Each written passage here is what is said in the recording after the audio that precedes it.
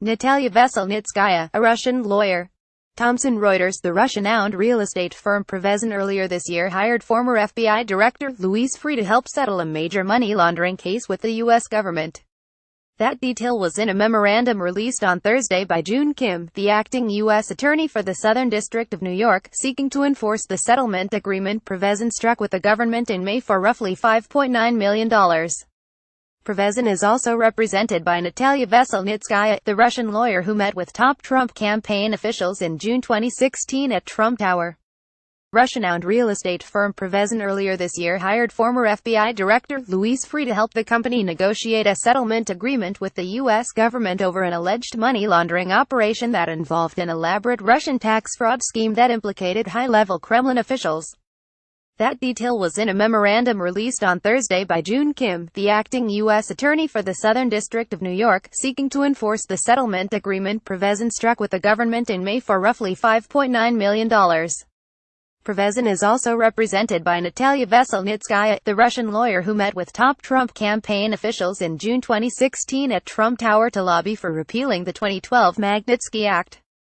The Prevezon case garnered high-profile attention because of its ties to a $230 million tax fraud scheme uncovered in 2008 by the Russian tax lawyer Sergei Magnitsky, whose suspicious death aroused international media attention and spurred the passage of the U.S. law, which was designed to punish those suspected of involvement. Democratic members of the House Judiciary Committee sent a letter to Attorney General Jeff Sessions in July asking whether Veselnitskaya was involved at any point in the settlement negotiations. But Prevezon hired Freeh specifically to help with the firm's settlement discussions early this year, the memorandum says. Louis Freeh, the former FBI director.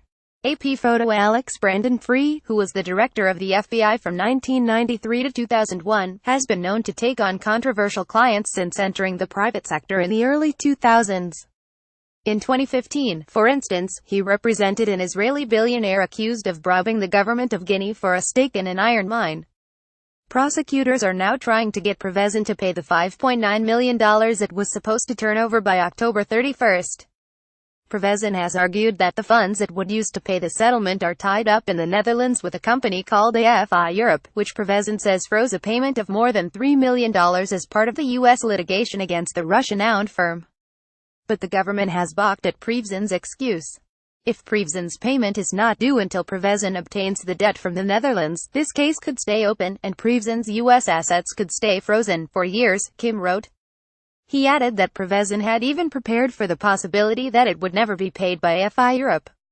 During settlement negotiations, in 2015 and again in 2017, Prevezon repeatedly requested various protections for Prevezon in the event that the Netherlands announced or manifested its intent to retain the FBI Europe debt following its release of the US-requested restraint, the memorandum says.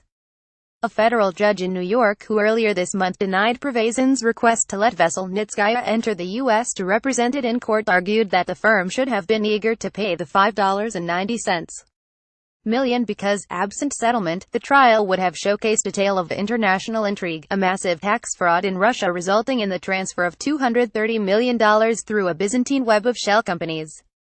Read Kim's memorandum United States of America v. Prevezon Holdings Limited by Natasha Unscribed.